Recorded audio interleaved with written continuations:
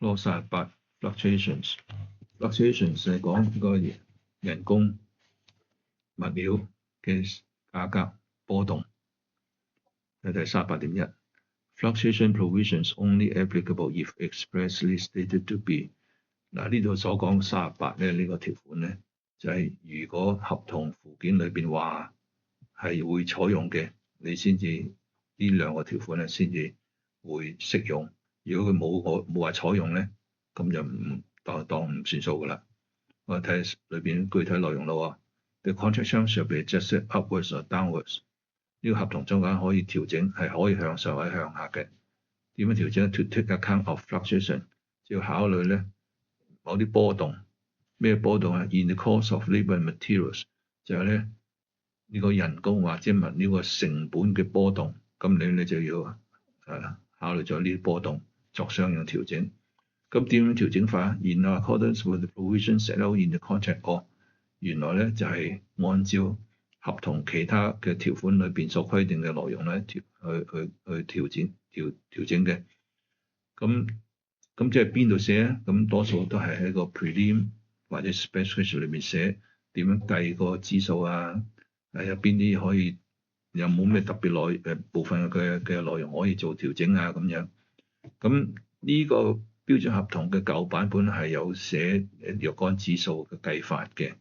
不過咧，私人工程咧其實好少絕少啦，採用呢個 Clause 38 fluctuation 呢個條款嘅。咁所以嗰啲指數咧，是否係嗰個計法係啱用咧，都或者冇咩人試過啊。咁既然冇人試過，乾脆等每個工程自己規定個計法咯。所以呢度冇講嘅。咁跟住點啊 ？Only if it is expressly stated in the appendix that the contract sum is to be adjusted for fluctuation。兜翻住佢。嗱，呢個會調整，但係咧只會咁做。如果喺嗰個 contract 呢個 appendix 嘅附件後邊話明咧係會咁做，先會咁做，唔即係話明有 fluctuation 計先計咯，冇就冇噶啦。好，下一個 Clause 38.2 Adjustment for fluctuations occurring after the completion date。呢度咧就喺嗰個 completion date 過咗之後，點樣計個 fluctuation 咧？呢度想講呢樣嘢 ，OK。嗱，記住 fluctuate 嗰個 completion date 係講 original completion date 或者 extended completion date 喺呢個合同嘅前面已經定義咗㗎啦，係 original completion date 或者如果有 extension 咧，有 extension time 就講 extended completion date。咁超過呢個 extended completion date 咧，點樣計 fluctuation 咧？睇啦。If the contractor fails to complete the works by the completion date，如果 contractor 唔能夠喺個 extended completion date 之前完成個工程嘅話 ，and the architect has issued a certificate to that effect under clause 24.1， 而即使亦都的確出咗張所謂 non-completion cert 咧，就證明咧佢真係唔喺呢個 extended completion date 完成到嘅。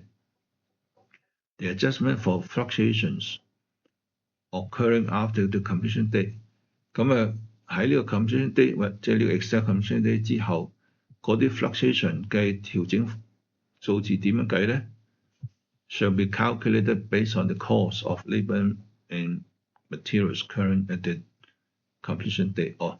呢度咧就話咧，如果你嗰個工程唔能夠喺一個 extended completion date 完成之後繼續做嘢嘅嘢，都可以計 fluctuation 嘅 adjustment。不過咧嗰個物價成本咧，就按照咧 completion date 嗰日，個 extended completion date 嗰日現行嘅人工或者物料成本計。即係譬如你嗰日係去到 extended completion date 咧，已經係去到2000蚊一日咁樣，之後咧係升到2200蚊一日咧，就唔可以用2200蚊一日計啦，就用2000蚊一日作為呢個咧封頂嗰個，或者固定咗啦，未必封頂嘅，固定咗，因為將可能跌咗價你就益咗咯。如果將來升價你就唔好再加上去咯。就以咧嗰個 completion date 或者 extended completion date 如果有 UT 或者以 extended completion date 為準啦嗰陣時嗰個 labour material 嘅成本咧嚟到計翻嗰個 fluctuation。咁頭先我講咧就用 index 啦，亦都未必係 index 咯，用 actual 嘅，即係 index 係相對指數多幾多 percent 咪計嗰個咯。咁但係如果用實際成本，即係日工幾多錢，不過其實都係計按翻比例計翻俾人嘅啫。譬如而家係2000蚊，以前係1800咁樣，你咪報翻200蚊俾人咯。200蚊俾人，你可以按人頭計又得，你按個比例計翻個 percentage，其實都可以。好啦。總體嚟講就係呢兩句説話簡單講咧，就係咧嗱有 fluctuation 咧，就如果合同合文件即係合同附件講明咧可以計 fluctuation 咧就計啦嚇。不過計得嚟咧就嗰個具體計算方法就要睇翻合同其他部分點講噶咯噃，呢度冇講㗎。但係無論冇其他點講咧，計 fluctuation 咧，如果你個 extend completion date 之後仲有嘢未完咧，雖然可以計嗰個 fluctuation，但係咧嗰個新嘅嗰個成本咧，就只能夠按照咧 extended completion date 嗰陣時嗰個新嘅成本嚟到作為一個最後嘅之後嘅一個計個波幅嘅依據啦，唔可以再有所變化啦，固定咗啦。咁呢個就係整個意思。OK 就好簡單啫。OK 係咁先，拜。